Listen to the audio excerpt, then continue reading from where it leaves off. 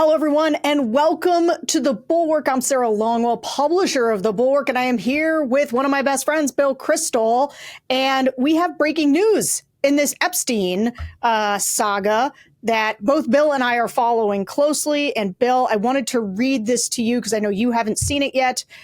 This is from Kash Patel, tweeted at 2:26, so within the last hour. The conspiracy theories just aren't true. Never have been. It's an honor to serve the President of the United States, at Real Donald Trump, and I'll continue to do so for as long as he calls on me. Here's nothing to see. Here's Bill. This is what I think. I think they got to Kash. I think they got to Kash too. He wants to keep his job. What do you think? I don't know. I mean, who's the they? That's good. I like that. Expand on that. Well, didn't he promote these theories for quite a long time here? Never were true. Like, never were true while you were hyping them up to get Donald Trump elected and your self-made FBI director? Like, when was it never true? And so here's the thing. This comes on the heels of a bunch of stuff that I just want to lay out really quickly, Good. Which is yesterday on a Friday where people like to bury things. There were a lot of reports that Dan Bongino had to take a personal day, had to go find a safe space because he was so angry and upset about Pam Bondi saying that there's nothing to see here, there's nothing to release, and sort of walking back everything that she had said when she was hyping all of this up and saying, I've got the Epstein list on my desk.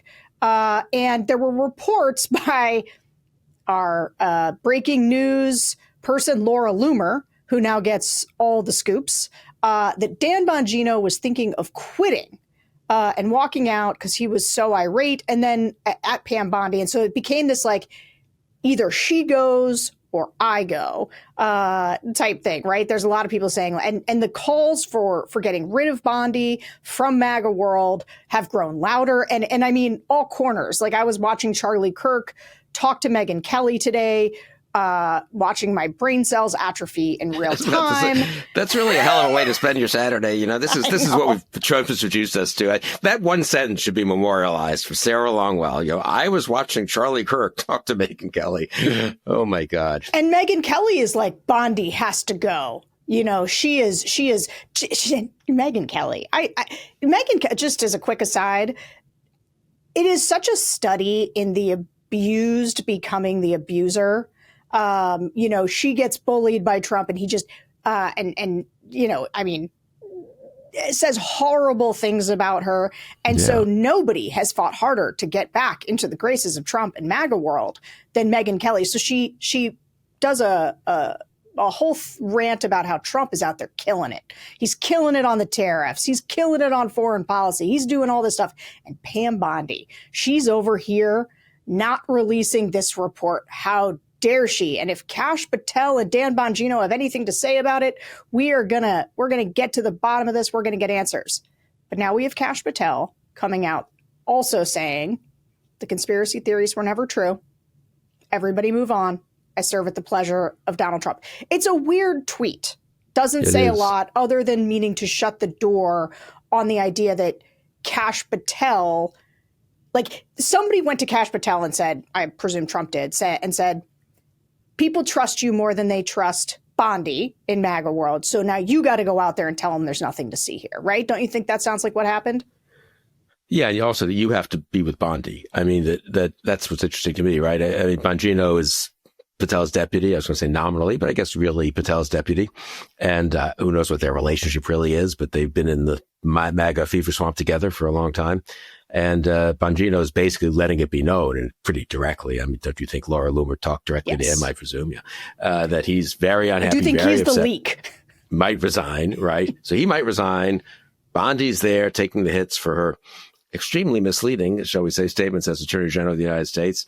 And there's Patel in between. He's Bongino's boss, and he's sort of reports to Bondi. It's a little complicated, the FBI Justice Department relationship, but basically she, outranks him. So he's with Bondi, which tells me that Trump is with Bondi, which means I guess they'll let Bongino go. I guess they figure he can't do too much damage, even if he's disillusioned on the outside. Well, he might not go. I mean, still, this is a better job than he ever dreamed of having, obviously, in terms of, presumably stature and so forth. And maybe they can find other things for him and have him do very well-paid podcasts, well-paid by friends of Trump's as a way of keeping him in the tent. Trump's pretty good at that. The ones who he fires, who he wants to keep sort of on side, he arranges enough things for them, right? So that we waltz, so they don't really reveal stuff. Someone asked me on CNN, Aaron asked me on Wednesday night, did I think Bondi would be fired? And I hadn't really thought about it. And I said, my instinct was no, because she must know a lot. I mean, if you're Attorney General and you're, waiving every case, getting rid of every case that's against any Trump friend and associate, Trump himself, of course, too, you're authorizing you're firing attorneys who did do their job and prosecute Trump and prosecute the J6 insurrectionists. I mean, all the things she's been doing, the blind eye to the graft, to the grift and all this. I would think Trump would be a little nervous about her leaving. And also she's had direct presumably Trump has told her to do a lot of these things. And she in fact says so all the time. I work directly for Donald Trump. There's not that much of an intermediary. Bongino, a little lower level, right? So I think they're circling the wagons around Bondi, which is problematic, don't you think? I mean, she's out there. These other people, they said horrible things when they were doing podcasts and attacked Biden in stupid and they were totally irresponsible ways. It should have prevented any of them from having the job they have now. And if we had more than one or two Republican senators who had any conscience and courage, they wouldn't have the jobs they have now. I will point out both Bongino and Patel Bondi and Patel were confirmed by the Senate. But they have the jobs they have now. And I think Trump is nervous about losing, especially Bondi. She said this as Attorney General. It's one thing to say these terrible things when you're in opposition and you're a podcaster. You don't know all the facts. You can kind of say I was being a little rhetorical. She was Attorney General of the United States. I have the file on my desk, blah, blah, blah. Oh, there is no file. There's no list. Well, there is a file, I guess. There is a file. There's no list. And then I thought we had an excellent piece found by Phil Rotner pointing out how carefully worded that statement, which had no names on it, but from Justice and FBI, was about, the statement which says, well, there was a client list in quotation marks, which doesn't, I know, did anyone think that it's literally a list? The question is, were there names in there that also, could be... it's not clients. This was not like a paid service. Right. This was the raping of young girls. Right. And maybe Epstein got things in return, a business for his fake investment firm, or just other things he could hold over people, or maybe it was just whatever. You're right. So it wasn't very literal client. There's no client list. And there was something else too there that Phil pointed out in his piece, that it doesn't really say anything about what's in the files and what is in the files. And does Patel think it's legitimate just to say there was never anything there? Maybe he could explain a little bit. I mean, there's a whole history of this case, right? So I've got a few thoughts on this I want to run by you, because there's one, I've been quite annoyed as I watch people sort of kayfabe, as JVL would say, or pantomime the idea of like, Bondi must go. She must go. Why? So like, okay, let's just play that out hypothetically. Bondi goes, you replace that person with DOJ, with the head of DOJ, Matt Gaetz, right? You get a sex trafficker in charge of sex trafficking, or at least an accused sex trafficker in charge of it. Okay, so you got somebody with personal experience in the matter. Then what? Like the presumption there is that the list exists and it is Pam Bondi who is standing in front of its release. The thing that the Kash Patel tweet makes clear to me, but something that I already was pretty clear on, which is Pam Bondi is doing what Trump is telling her to do. Totally. Okay. So either she was lying before about and hyping it up, much like they were with no reason. Bongino, Kash Patel. I mean, nobody talked more about Epstein on podcasts than Kash Patel. And frankly, I think the reason that both of them are in these jobs that they are wildly unqualified for is in large part because of Epstein, because they had earned the credibility of the MAGA base in that you will trust us to be the ones who are going to overturn the deep state. We're going to show you the truth. We will be transparent. And I think it's possible that what happened is they hyped everybody up so much, everybody came to believe it. And now everyone's like, no, you need to show this to us. Right. I think that's a big part of it. And maybe they got in there, though, and they actually looked at it and there was like, oh, no, there is nothing in here. And so like, or there's a cover up going on. And Trump is saying to Bondi, you're my heat shield. You got to go out there and tell them there's nothing. That immediately then shifted people over to Kash and Bongino being like, no, you guys are going to tell us the real truth. It's Pam Bondi who's covering it up. And Trump was like, now she's just doing what I tell her. So Kash, you got to go out there too and say there's nothing to see here, because it's creating a rift in MAGA world, right? Where they can blame Bondi because, no, God forbid anybody blames Donald Trump. God forbid anybody actually like understands that Donald Trump is the one controlling this. And so this to me is the interesting piece right now, is that Trump is the one saying, put this Epstein thing to bed. And so like if Bongino quits, it will be Bongino, who probably hates this job because it's a real job, actually. I know you think it's prestigious, but I think he wants to go back to podcasting conspiracy theories, and he can't maintain his street cred on this issue if he says nothing to see here. You've thought a lot about this you and I had the same instinct on this, I would say 4, 5, 6 days ago, which is this is bigger than people think. A lot of our friends were this is a disreputable conspiracy in the first place on the part of MAGA world. And now it's kind of blowing up in their face and we're sort of amused by that, but there's nothing really to talk about. I think that underestimates, that she was Attorney General of the United States when she said, I mean, in a normal world, even if your party controlled Congress, you would have to go testify and explain, why did you say that then? What changed? Explain to us without revealing names you can't reveal or whatever that are just mentioned in files.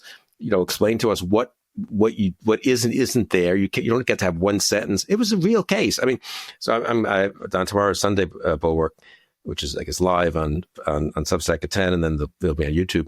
I'm having Julie Brown, who was the Miami Herald reporter, who really broke the case. Really with great courage, went after Epstein again in 2017-18 and caused him, after it all, in that plea deal, that cushy plea deal 10 years before, got him to be, and they had to indict him again, and that then led to his suicide and the conviction of Maxwell and all this. So she really knows this case. I don't really know what the history, but I talked to her just very briefly for tomorrow. I mean, people are being this is a big investigation. There are massive files. Now, it is not appropriate, incidentally, to release every piece of paper they conducted. It could mention all kinds of people who were totally innocent. Someone was on the plane. Someone had lunch with Epstein because he was doing financial work. I mean, there could be false accusations by people, trying to get revenge against other people about them being involved. Still, it is in a case of this magnitude, the idea that you don't put out something that explains what didn't happen. I'm thinking like of Comey with Hillary Clinton, think of something like that, which is not comparable in 5 million ways, but you know what I mean? They put out a statement. They said, well, she did this. This was probably right. You know what I mean? There are plenty of things you could say about this case. It has been, in this respect, and I think Julie will say this tomorrow, it's been kind of cloaked in more mystery than one. The fact that MAGA made it a huge conspiracy theory made probably normal people shy away from saying this has been pretty weird all along. The lack of knowledge and transparency for a major case, right? You don't have to prosecute every single person who's mentioned.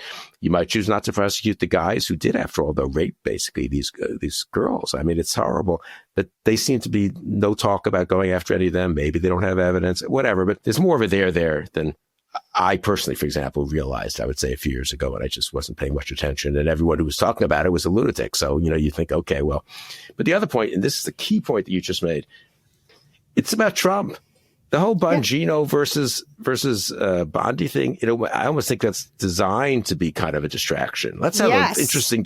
They have no autonomy in this. They both work for Trump, and they're not like Jim Mattis or someone who worked for Trump but didn't really get along with Trump and had a kind of an arm's length relationship. They are total Trump loyalists. Trump talks to them both. He knows them both very well. He talks to them all the time. Zero chance that Trump has not been following this at every twist and turn, that he knows exactly what Bondi said in February, and he knows what other people are saying now. So the question is, what does Donald Trump know, and when did he know it? And that's what we need to, I think that's what people need to focus on much more than getting a little bit distracted by the internal, Bongino kind of alleged shadow war. But I don't know, does that make sense? Fake. But then explain the Patel thing. You've thought about that. That was smart what you said about Patel. I mean, how does the Patel tweet fit into that? What I just said, if you agree with what I just said. I mean, the Patel tweet is an enormous addition. It's why we wanted to make this an emergency pot about it because that to me is Trump saying, we got to shut this down. They trust you in a way they don't trust her because you talked about this nonstop. You go tell them there's no there. And I think that it's not just that this is about Trump. Okay, it's like this story. Here's the thing. I actually don't care. I didn't pay attention to the Epstein thing beyond. I read Julie's story in the Miami Herald. It was harrowing and awful and disgusting. And when Epstein killed himself, I assumed, yeah, like this guy is about to face the most horrific charges. There's going to be a lot of pressure put on him by people who traveled with him to these places, as we know people did. I think there was a lot of people probably who could have been implicated in those things who did not want to see Jeffrey Epstein talk about it. And so it was always weird that he killed himself in jail at a time when a minute's missing from the tape. But this is not for me. That like kind of substance to like go deep on that, to spend a lot of time reading and going through the files. That just isn't the kind of thing that's going to grab me. Here is what grabs me. The highest law enforcement official in the country came out and said they were sitting on her desk. Donald Trump, Pam Bondi, Kash Patel, Kristi Noem, J.D. Vance, just about every member of the cabinet made it a cornerstone, a significant part of what they talked about. It goes to the core of Trump's notion that there is a deep state. It goes to, and I think it's because I listen to so many voters talk about the deep state, the uniparty, the elites, how they protect things. Like this is, and I think it's why the left misses it, is that they don't participate in this the same way. They haven't been following it. And so they do treat it like a MAGA sideshow to laugh at, but it is not. Donald Trump's biggest donor, number one advisor, who was in the American government's computer systems for the first 5 months of this this term, said Donald Trump is in the Epstein files. Like, this is bizarre, and it is not, these aren't bit players. This isn't just Laura Loomer. This is all the members of the cabinet. And so I want, and I don't understand why, why aren't people going to Elon Musk and saying, hey, you have a bunch of government contracts. You are an enormous person in the United States government, in the technology that we have in this country. We have lots of contracts with you. Were you lying when you called the president a pedophile publicly?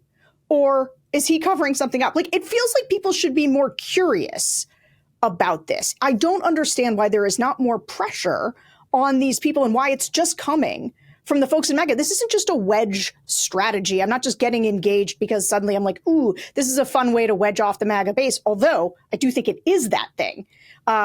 This is about, these people have done something and I want to know what it is. I want to know what's going on here. And they could explain much, much more without, violating confidentiality of, sure, the files. I mean, to be fair to Musk, he didn't quite say that Trump was a pedophile. He said Trump is in the files.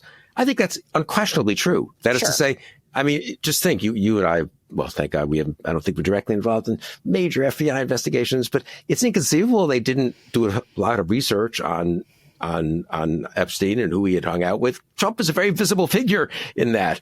Trump's been on his plane. Like, that's in the logs. Like, that is a known and there's thing. all the video and all that. And Trump saying in 2002, whenever that was, Jeff's a good friend of mine, and we know he likes young women. I mean, I can't believe, incidentally, this would be a Julie Brown question. I mean, did they not interview Trump? Incidentally, I mean, let's say in a comparable case, X is arrested for, I don't know, let's just take away from the child sex stuff. It's so sickening, but I mean, let's just for a major, theft or, crime. And this X has a very good friend whom he's been hanging out with a lot. And this crime's been going on for 20 years. And there's a guy who's been spending a lot of time with him who's Y. That's Donald Trump. They would interview Y. I mean, the idea that he wouldn't be in the files would be kind of insane, which does get to the bigger question of how much of a reticence there was about really pushing this case from the very beginning.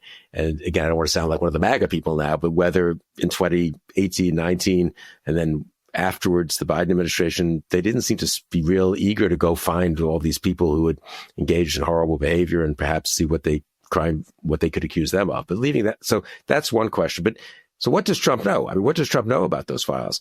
Did Bondi look at the files? Is Trump in the file? Here's a very simple mind. Is Donald Trump in the Epstein files? We do not know the answer to that. Am I right about that? Trump has never really said he isn't, right? I mean, he doesn't. Maybe he doesn't. It Maybe he'd depends say, on what I don't you mean know. by I haven't the looked. files. Donald Trump was on Epstein's plane multiple times. He's in those logs, of flight logs, right? So, like, yes, he's in the Epstein files. And so your point about Elon is sort of well taken, that Elon could have just been messing around and being like saying something that he knew and that other people knew that Trump was in there. That, to me, though, what to me is it's the lack of curiosity about what all of these people are doing. And the thing is there does need to be accountability for one of two things.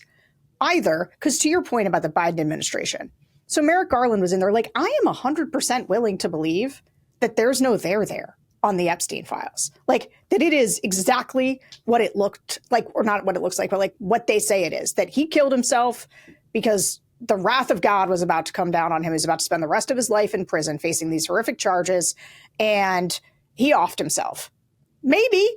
Okay. Yeah, but that's one part of the no there. The other part is the failure to seemingly go after the guys and gals involved in a massive sex ring, and it turns out no one else gets prosecuted except Maxwell, right? Which is that's somebody a little who was unusual. Maybe they have explanations for it. Maybe they couldn't prove stuff. Maybe these other people wouldn't have known the girls were underage. Maybe the statute of limitations is right. I have no idea. You know, but again, that's the kind of stuff you could easily explain, right? I mean, and at least in summary, so to speak, and you really can't get away. We couldn't in any comparable case get away with saying there's no there. It would be as if, I don't know, after Iran-Contra, they just said, well, there's no there for Reagan. No, they have a report. Right. Now, they may have tilted it a little to give Reagan a little more deniability that he should have had, but they explained, well, he knew this, but he didn't know that. And, you know, that would be what you would have to say. Yeah. And also, what do you make of the fact that Trump was so angry when he was asked about it? Don't you think that was maybe psychologically a little revealing there? Yes. I think all of this is revealing. I think Kash's tweet is revealing. I think Donald Trump's intransigence and him trying to shut it down. And I think Trump thought that if he kind of quashed it, that would be the end of it. I think he thought he could put it to bed. I don't think he expected to keep it going. Like, the brevity of Kash's tweet is very notable. The fact that everything that they do is designed to shut this thing down. Well, they either lied about it before or they're lying about it now. And we should pursue which one it is. They are caught between lying now or lying then. And I want them to cop to one of them. And I've only seen Jamie Raskin, maybe there's some other people on TV today, but I saw Jamie Raskin go out and say we need to keep pushing on this, we need to keep looking into it. But I think that Democrats think that this is gutter politics and that it lessens them to engage in it. And that is really wrong to me. I understand the instinct, and Bill, you and I know each other. Actually, I do shy away very much, oftentimes, from sort of the tawdry elements that Trump pulls us into. But it's sort of like the Stormy Daniels thing, where if a crime was committed analytically and from a reporting out the facts and from a public awareness in terms of what our public servants, whether they were lying to us or not, like, these things do all matter. And I think people should be pushing really hard on this. Yeah, and again, it really was the Justice Department of the United States under Donald Trump. Well, I guess it was the one district, part of the Justice Department, indicted Epstein after Julie Brown's reporting, forced them in a way to go look at the stuff again and realize that the original plea deal did not take account of the hundreds, I think, of cases here. So there's a massive record of what the Justice Department assembled in order to get this indictment and what they would have had to present at trial. And again, I don't expect them to make 10,000 pages available to us, but we are entitled to know a little more. The guy killed himself. Let's even leave the murder-suicide thing aside. Let's just say he killed himself. The public still has some right to understand. And then Maxwell was convicted in 2021, I think. The public has some right. Trump has been hanging out with this guy, many other prominent people. Yeah, I think it's not crazy to say, well, tell us reassure us that justice was done. The justice was done for these maybe more than a couple hundred girls who were just treated horribly and used by Epstein and Maxwell, and that maybe you couldn't get anyone else to be part of this. You couldn't indict and convict anyone else, but at least explain in a general way what was done. And now that it's become such a controversy, anyway, I agree. Now, if Bondi had never said anything, if it had not been an issue from 2021 to 2024, maybe we would all just let the sleeping dog lie. We would have some worries that maybe they didn't investigate it as much as they might have after Epstein killed himself, but that was 5 years ago. But they were the ones who kept it alive. And as Attorney General, you mentioned this is very important. And made people care about it. And then as Attorney General of the United States, Bondi said what she said, not as some citizen kind of speculating, Yes. So yes, I really do think people are very entitled to just ask for the facts. And again, A and B, this is the point you and I think are both a little obsessed with. It's Trump. It's not Bondi. Yes. It's not Patel. It's not Bongino. Yes. And stop letting them act like it is. I think there's this weird way in which people are playing along with the Sturm and Drang of the internal machinations and drama. And it's like, no, why are you? It's like Trump tweeting about Rosie O'Donnell today. He's going to revoke her citizenship. Trump is like a laser pointer and everybody are just like cats. And he's just trying to get people to chase other stuff. And to me, the Rosie O'Donnell tweet was another little data point in Trump does not want to keep talking about Epstein. He does not like this storyline. He would like to change it. And so don't let it go. Don't let it go. We deserve answers to why the highest law enforcement person in this country was lying to us, because she is one way or the other. So just tell us which one it is. All right, Bill, thanks for jumping on and turning this over with me and going over this breaking news with Kash Patel. Guys, don't miss Bill's conversation tomorrow with the Miami Herald reporter who broke all of this. Her name is Julie. Sorry, I forgot her last name. Julie Brown. It's at, what time is it again? Say again. 10 o'clock live on Substack, but then it'll be obviously on our website, on YouTube a few hours later. So you can anytime tomorrow afternoon or evening. And I'm really just going to ask her, she knows so much about it. What does she think is the case? She would have much better sense than you and I would of what might be in these files, but she's not going to want to speculate about individuals, I don't think. But the more you look at it, the worse it seems. I mean, yes. And the more we deserve some clarity, and the more we deserve to understand Trump's role or lack of role, if you want, in the whole thing. But he certainly does not want people talking about it, right? He does not want anything coming out. He wants one sentence from Kash Patel to be on Saturday afternoon to be sufficient. But isn't the Saturday afternoon thing incidentally revealing? Also telling? Yes. Don't you think? Little panic there, maybe? Yeah. Yes. Also rolling out the Bondi stuff, it was kind of like at the end of a long weekend. Right, and, I think so. like we're July 4th, weekend. Yeah. No, seems like something they don't want to talk about. So we should keep talking about it. All right, Bill. We'll see you soon. And thanks to all of you for listening to another Bulwark Take. Go and subscribe, like our stuff, subscribe to us on Bulwark Plus to get all the deep dives. Me and JVL went super deep on this on the Secret Pod yesterday. We'll catch you guys next time.